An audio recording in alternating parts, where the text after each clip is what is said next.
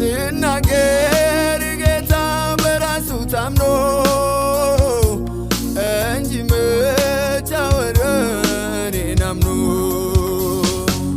አይቀርም ይሆናል እንዳለኝ ደግሞ ያደርጋል እግዚአብሔር አይተውም ደግሞ ታማኝ ነው በቃሉ እግዚአብሔር ውብ ያደርጋል በጊዜው ሁሉንም ነገር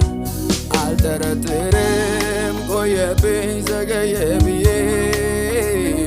እጠብቃለሁ እስኪያደርገው ደጅ ቁጭ ብዬ አልጠረጥርም ቆየብኝ ዘገየ ብዬ